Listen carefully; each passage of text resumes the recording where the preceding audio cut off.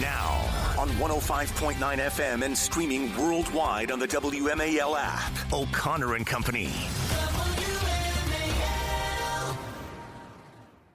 8:06, it's O'Connor and Company on this election day, Tuesday, November 4th. Thanks for tuning in here. We've been covering the election, well, like no one else this entire year and certainly all morning. We just spoke with Governor of Virginia, Glenn Youngkin, and of course we'll continue coverage here on this radio station, WMAL, all through the day into the evening and tomorrow morning. Make sure you wake up bright and early for all the details on today's results. I'm Larry O'Connor alongside Julie Gunlock. Good morning, Julie. Good morning.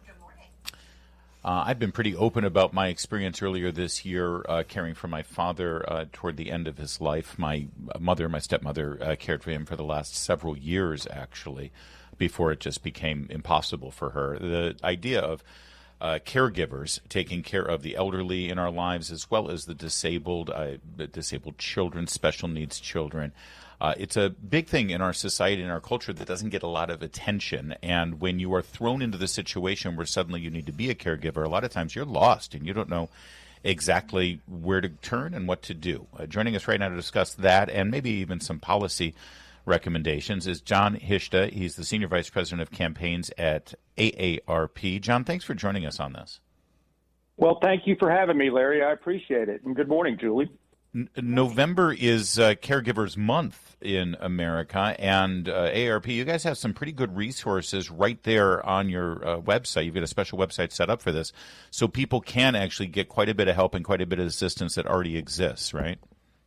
That is correct. You can go to the Caregiver Resource Guide at aarp.org/caregivers resources guide, and you can find all sorts of information on how to help yourself when it comes to caregiving for your loved ones. As I like to say, Larry, either you were a caregiver, are a caregiver, or will be a caregiver at some point in your life. And for the most part, what we're looking for is to help folks with their time, resources, and money. And that's what we're here to talk about today. What's the biggest hurdle for people when they're thrown into the situation where suddenly they've become a caregiver? It's almost sometimes a full-time job in addition to their other full-time jobs. Yeah, I would say two things. One, there's a big financial challenge that happens to people when they get in this situation, and there's also emotional challenges that people face when it comes to just caring for their loved ones. Most people, on average, spend up to $7,200 a year caregiving for their loved ones. And so that's a big hit for a lot of people around the country. And depending on where you live, the strain is great. Georgians in Georgia, for instance, in our latest report, 59% of the folks who are caregivers there face serious financial strain. And so it really just it's a big deal for a lot of folks. So there's a bill in Congress, the Lowering Costs for Caregivers Act. It would allow Americans to use their HSAs and FSA dollars to cover medical expenses for aging parents. How does removing those restrictions, would that help people? It sure would, because as you probably know, Julie, most now people use their HSAs for their own individual medical expenses and things of that nature. What this would do would allow for covered qualified medical expenses to be used on their spouses as well as their dependents, but also for parents and parents-in-law, which it currently does not do, which would alleviate some of that financial strain. There's another bill in Congress called the Credit for Caring Act, which would be a non-refundable tax credit of up to $5,000 to help offset those caregiving expenses for working family caregivers as well. Both very, very popular. Both have bipartisan support. We just got to kind of get it in gear and hope that when Congress gets back, they can move these bills forward. President Trump ran on this issue. It was a big applause line in his rallies. I think that Vice President Vance is pretty sympathetic to this issue, too, given his family history and knowing what families go through with someone who needs care in their family. So why didn't it make it into the reconciliation package? Was it just a numbers game? I think so. At the end of the day, there are all sorts of things that were in the package that made it, and some just didn't, and this unfortunately didn't. And so it's an incumbent upon us to just really push the urgency of the issue and We're happy that the president supports it. We hope that the president will continue to push for it and encourage Congress to pass it so that he can sign it eventually. One of the things I like about the AARP Caregiver Resource Guide is that you break it down state by state, and some of your policy initiatives, you're also trying to approach this state by state, because it really is a mixed bag out there depending on what state you happen to live in. That's right. And in some cases, we try to do things like pass state caregiving tax credits. I believe Oklahoma was the first one to do that, for instance. Other states, we look to pass things around respite care or workplace flexibility, otherwise known as paid leave, and some mental health services. So it just depends on what the appetite is in the individual states, how engaged we can get the governors and the legislatures in those states. But as I like to say as well, there's no real magic bullet here. It just takes effort across the country on a step-by-step basis to make this work. I think people sometimes just assume that, Medicare takes care of all of that. And there are people who come in and take care of that. And whether it's hospice care or if you have to end up putting somebody in a home or something, there's a ton of stuff that slips through the cracks. And by the way, John, there's a lot of people out there, sadly, despicably, who take advantage of desperate individuals, and there's some nefarious operators there who present that they're caring for the elderly, and they actually end up being really exploitive of them.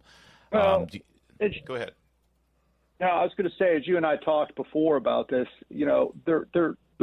there needs to be an understanding that this is part of our common culture across the country, that it's important for us to take care of our loved ones, particularly our parents and our grandparents. And we need to support those caregivers who do that on a regular basis. When you look at how people age in this country, they want to spend their time as they get older in their own homes or in their homes with their kids or grandkids. And we need to make sure that people understand how important that is. Yeah, well, and if they don't know it, I love the way you put it. You're either a caregiver, you're going to need a caregiver, or you're going to be a caregiver. It's absolutely true. That's right. So, how can people engage in this ahead of time and be proactive and plan for it? Do you have those resources as well? Sure. They can go to our website, aarp.org/caregivers. We've created a nationwide movement, which we're happy that you are a member, called I Am a Caregiver. And we encourage folks to get a hold of their members of Congress and their senators and push for these policy changes that could have a profound effect on folks on a regular basis. And I know that a lot of your listeners are staff members on Capitol Hill and in the administration, and we would encourage those folks to really engage on the issue and ask their members of Congress to get engaged on the issue as well. Yeah. I mean, priority-wise, though, we do want them to at least fund the government first. Then they can get to that, John, all right? There you go. That's true. Right. That's true. All right. Always good to talk here. We're like already suddenly on the cusp of Thanksgiving, and families are going to get together, and inevitably this becomes a topic of conversation. I know it did with our family as my dad was getting up there. So you plan ahead, start having those conversations now, and use this website as a resource at AARP. Thanks, John. Always good to talk to you.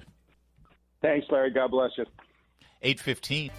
WMAL, making sense of the news. Live from the Home Paramount Pest Control Studios. Home Paramount, the leader in pest control since 1939. Well, another day, another podcast where Michelle Obama whines about her life. When it comes to suffering, she's right up there with Elizabeth Taylor, the poor thing. She's just had a hell of a time of it. Boy, it's remarkable.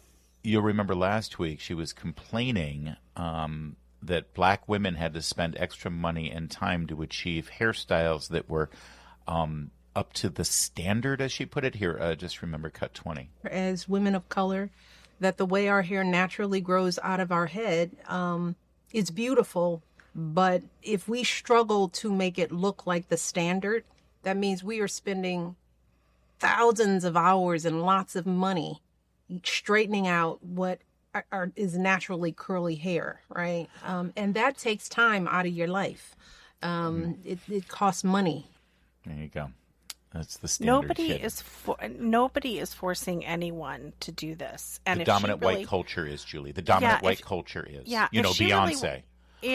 That's exactly. Maybe you should call up some of your friends. Yeah, Beyonce and talk to Oprah. them about the cultural appropriation of, sort of straight, Caucasian hair.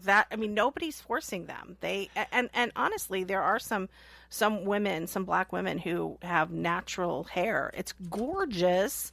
And so again, it's like these are bored people desperate to be a victim.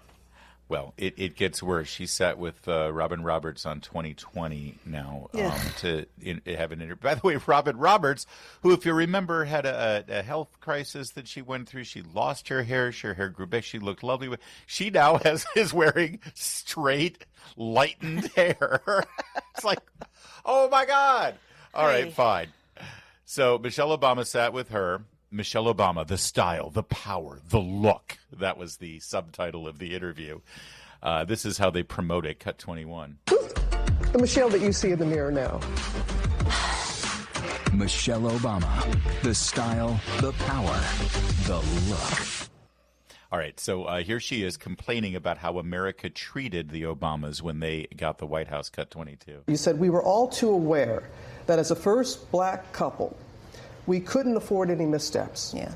And you also say, as a black woman, I was under a particularly white hot glare. Did you feel that? For sure. You can't afford to get anything wrong because you didn't get at least until the country came to know us, we didn't get the grace that I think some other families have gotten.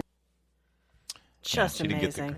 Now, it should be noted that her husband instigated a false FBI and CIA investigation on the Trump family before they even took residence in the White House.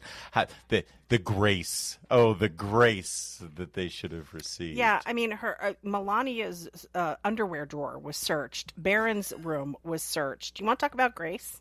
Yeah. You want to talk about respect? The nerve of this woman, it is just astonishing. The nerve. The nerve. What's amazing to me is that she can. I guess this is her business model now, right? That because it's just such a bad look to constantly be victimized, setting yourself up as a victim, and complaining and whining. But it's literally all she's doing, and I'm guessing it's good for her, right? She had that weird podcast with her weird brother, where she complained about her marriage. She, complains about her lot in life. This is a woman who literally is catered to nonstop with servants and assistants and, chefs and drivers. Well, one chef's dead, but anyway, chefs and drivers. Maybe it's not a great idea to be a chef. Maybe a follow-up on that question. Yeah. But she wants for nothing. Multiple her face homes. is in a like a permanent pursed lip scowl. Yep. And you point out rightly that she lives one of the top 10th of 1% privileged lives in America.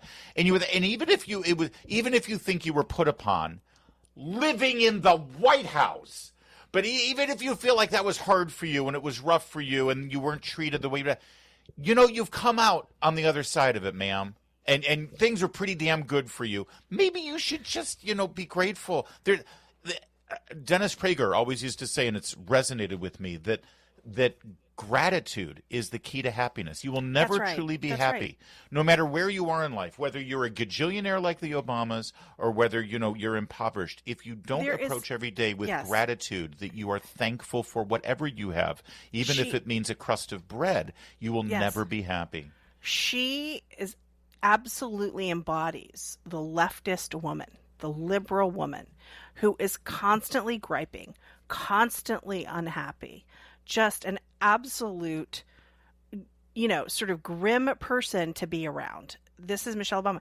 She sort of sets the tone for other women. Like, look, we got it so rough. We got it so, the idea that a woman who is so catered to and privileged can complain about anything, it just defies. But again, this is the condition of a lot of very well-off women in America. You've put your finger on it. That if Michelle Obama, after all of this, and by the way, she's monetizing her grievances. She's got a new book out. It's called The Look. It repurposes pictures from when she was First Lady and talks about her style and her fashion. It's like, oh, poor thing. She's so put upon.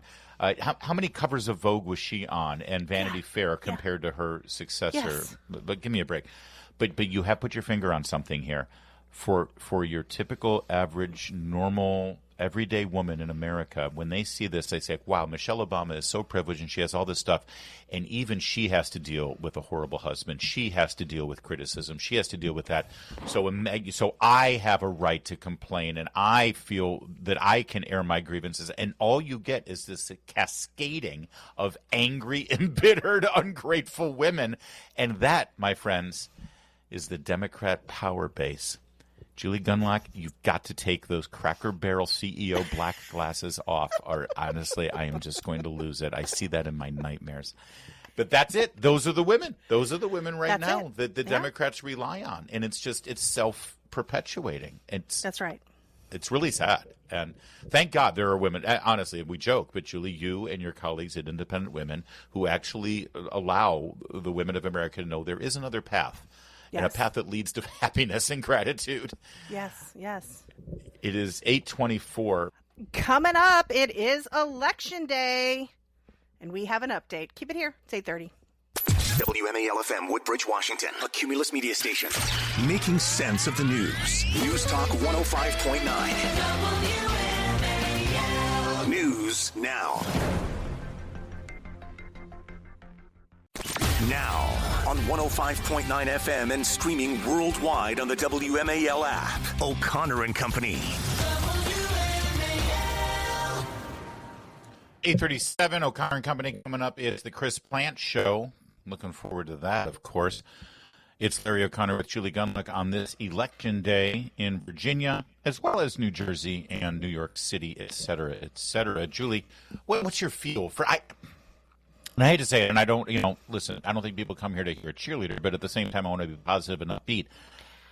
I feel like the Republican ticket peaked a couple of weeks ago. It may be enough. The polls always notoriously undercount Republicans. Yeah. But I do feel like in this last week, the Democrats' dirty trick of taking Winsome Sears off the campaign trail actually did have an effect. I feel like momentum sort of slowed. I don't feel that way. I actually think things are going quite well. I think the polling is a joke. Okay. And I really do think that they're going to eke this out. What bothers me, Larry, is that it's so close. Yeah. What is wrong with this state? Yeah. That any voter on the Democrat side wouldn't stay home rather than vote for that Jay Jones psychopath. What in the world that the Democrats don't demand that Hashmi debate John Reed? Right. What is wrong with them when they know that Spanberger is going to put their daughters in danger?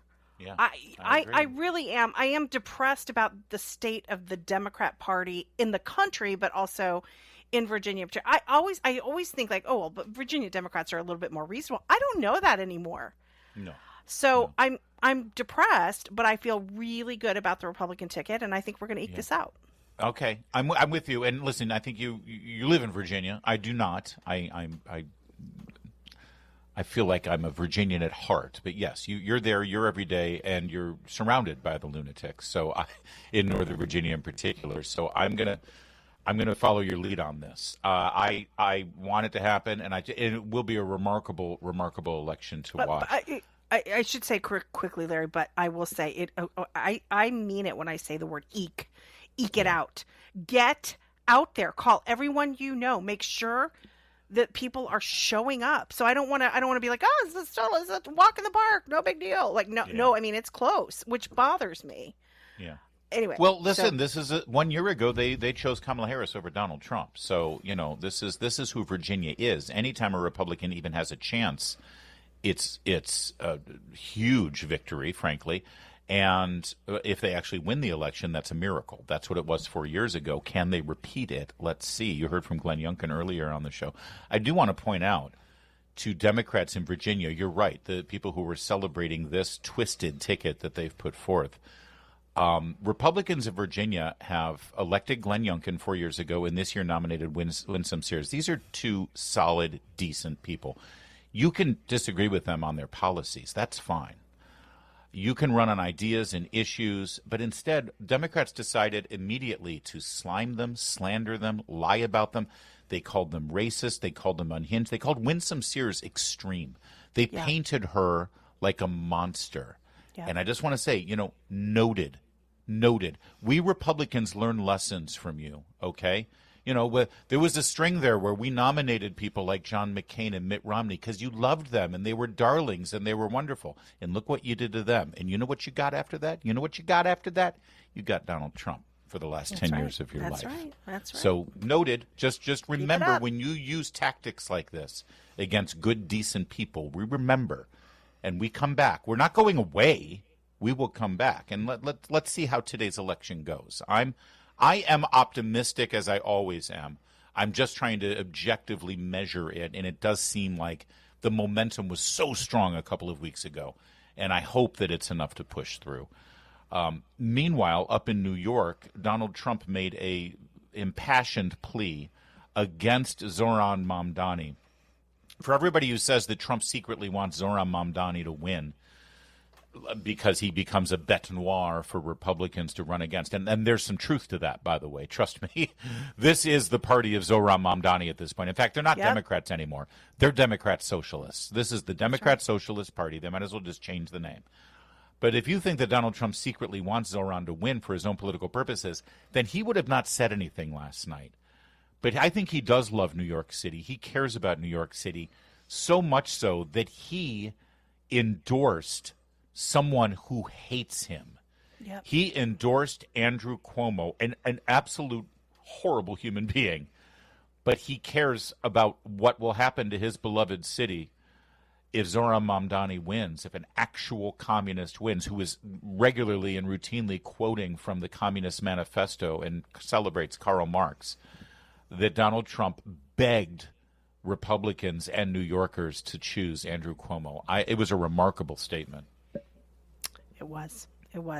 And I'm so glad you put it that way. Look, he really loves this city. Plenty do. I have talked to some friends who live in New York and are agonizing about possibly having to vote for Cuomo, but they are so worried about what would happen under Mamdani. And look, this whole, I mentioned this earlier, like George Will with his, I think it's great. We need a reset every 20 years. There really will be suffering in New York City if this guy wins. Listen, there is something to be said for the fact that things need to get so bad in a place like New York, like it did under Ed Koch and then David Dinkins, that then New Yorkers will say, okay, fine, I'll vote for a Republican. And look what you had with Rudy Giuliani and in the first half of Bloomberg's terms as well. It really did make a difference. And now look how quickly things go bad. And maybe this will usher in some sane. And I get that. I understand what George was saying. But if I were a New Yorker, I couldn't vote for that destruction. I couldn't celebrate and support that destruction. I don't know what I would do. I guess I would vote for Curtis Sliwa if I were in New York. I could not bring myself to vote for Andrew Cuomo. But I get it. I understand people who do. It's amazing how many are. And Cuomo has done literally nothing to earn that support. He could have thrown a bone to Republicans. And he refused to. Right. Let's see what happens. It's going to be an amazing. And by the way, Republicans have a real shot in New Jersey. Either way, this election day is not the repudiation of Donald Trump and the Republican Party out of Washington, D.C., like Democrats were hoping. If they win in any of these races, setting aside New York City where it's Democrat against Democrat, but if they win in Virginia and New Jersey, it will be much closer than they ever expected. It's 8:44. This afternoon on The Derek Hunter Show, it's Election Day. Go out and vote and then listen to The Derek Hunter Show at 3 o'clock to find out what it means here on WMAL. A woman was kicked out of Gold's Gym and her membership was stripped because she complained about a man in the locker room. Here's a little bit of the viral video scene at Gold's Gym, cut 25. Gold's Gym! Men! Grown men with big in the women's locker room. And that's why I'm getting kicked out. And I want to make sure the girls know. Everybody saw that man in the locker room. Yeah, it's a man, baby. It's definitely a man. We've seen pictures. It's ridiculous and it's obscene. And she speaks for millions of women who are just at their wits' end. But Julie, they've been forced into silence. They're forced to just take this garbage, and it's wrong. It's an assault on them to have to sit there and endure to disrobe in front of a man against their consent. It is. The left tells women every day now that your discomfort doesn't matter, your safety doesn't matter, your fear doesn't matter. You will undress in front of men, and you will like it, and you'll be quiet, and if you have a problem, you will get out. And in the case of this woman, Gold's Gym canceled her membership. It's not just that they allowed this man into that bathroom. They canceled her membership. And I will tell you, there is something absolutely despicable about this video. She is screaming inside Gold's Gym. 10 years ago, if there had been a man in a woman's bathroom and a woman had come out and screaming like that, many people would have come to her rescue. People would have said, what is wrong? What's going on? They didn't do that. They didn't care. And women should know today that their pain doesn't matter, just the feelings of these transgender men. Yeah, that's California today. It's Virginia sooner than you think. Vote, Virginians, vote. It's 8:52.